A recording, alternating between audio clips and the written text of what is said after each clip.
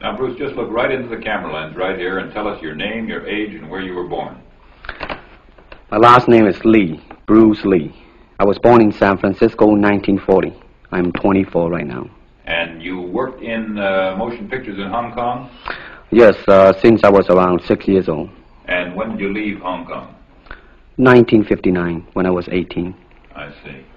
Now look over to me, Bruce, as we talk. I understand you just had a baby boy? Yeah. And you've lost a little sleep over it, have you? 3 nights. And tell the crew what time they shoot the pictures in Hong Kong. Well, it's mostly in the morning because it's kind of noisy in Hong Kong, you know, around 3 million people there. And so every time when they have picture, it's mostly, say, around 12 a.m. to 5 a.m. in the morning. I see. They'd love that there. And you went to college in the United States? Yes. And what did you study? Philosophy. I see. Now, you told me earlier today that karate and jiu-jitsu are not the most powerful of the best forms of Oriental fighting. What is the most powerful of the best form? Well, it's bad to say the best, but in my opinion, I think Kung Fu is pretty good. Would you tell us a little bit about Kung Fu? Well, Kung Fu is originated in China. It is the ancestor of karate and jiu-jitsu.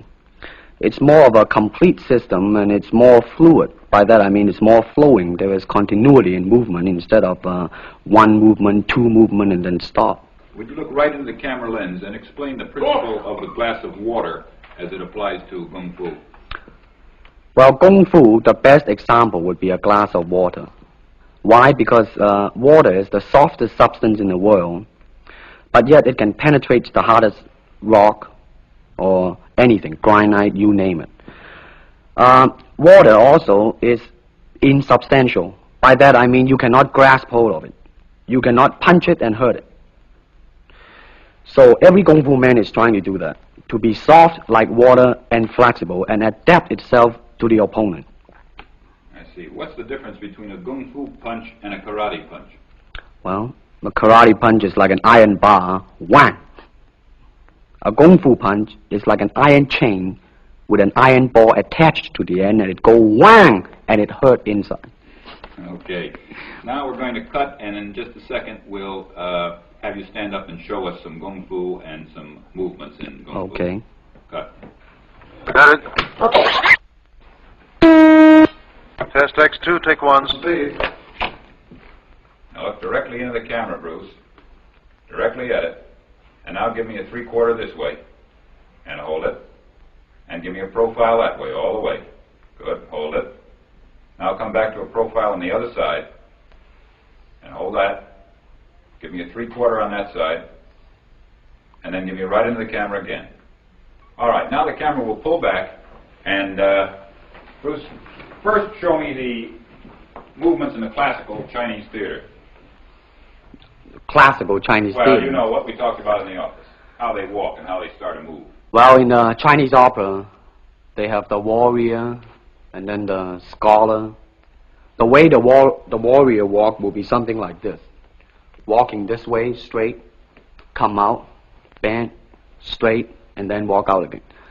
An ordinary scholar would be just like a female, a weakling, 90 pounds in child atlas. You'll be just walking, you know, like a girl, real, shoulder up and everything. So by the way they walk, you can immediately tell who they are. Right, what character they represent. Now, show us some Kung Fu movements. Well, it is hard to show it alone, but I will try to do my best. All right, maybe one of the fellows will walk in. You want to walk Yeah, in? it would be... Go ahead. Go ahead. Go ahead. Come on, lady. Okay. Although accidents do happen, but, you know... There are various kind of strike. It depends on where you hit and what weapon you will be using. To the eyes, you would use fingers. Don't worry. To the eyes. Or straight at the face. From the waist, everything on. Hold it just a minute. Let's move this gentleman around this way so you're doing it more into the camera. Okay, swell. And then there is band arm strike using the waist again into a back fist. And let's have the assistant director back up just a way. Okay, go ahead. Continue. And then, of course, Kung Fu is very sneaky. You know, the Chinese, they always hit low. From high, go back to the groin. Don't worry. Now turn around the other way, would you, Bruce? Oh, okay. Yeah. And, Would you want him? yes. These are just natural reactions. That's Right, it. right. That All is right. natural. Right into the camera. Cheat into the camera a little bit and show this again. All right. Go ahead. There is the finger jab. There is the punch. There is the back fist and then low. Of course, then they use leg straight at the groin or come up. Or, if I can back up a little bit, they start back from here and then come back. All right. It's kind of worried. He has nothing to worry about. Now, once again, show us how a good Kung Fu man would very coolly handle it and walk away, rather than get involved in a series of actions. Cut it. Sound. Okay.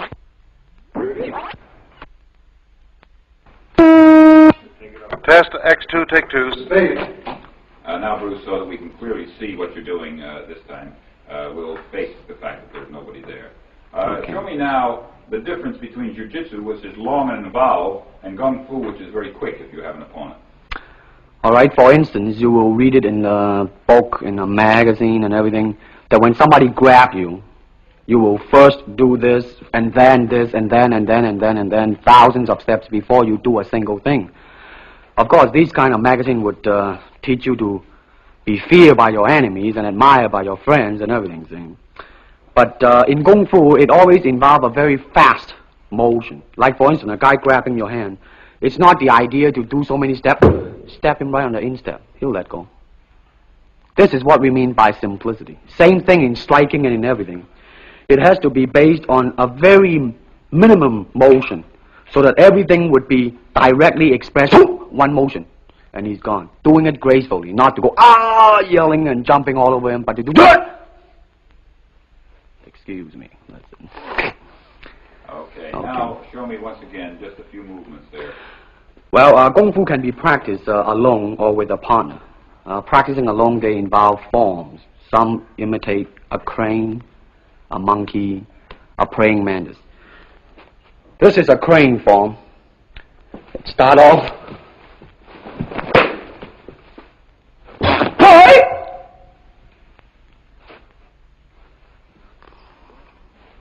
This is one of the movement involved. Show us one more movement, and then we'll be all through. Okay, I'm glad to hear that.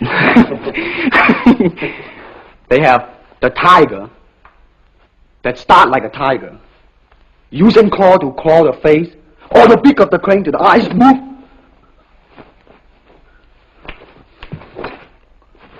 This is some of the movement involved. Thank you very much. Thank you very much.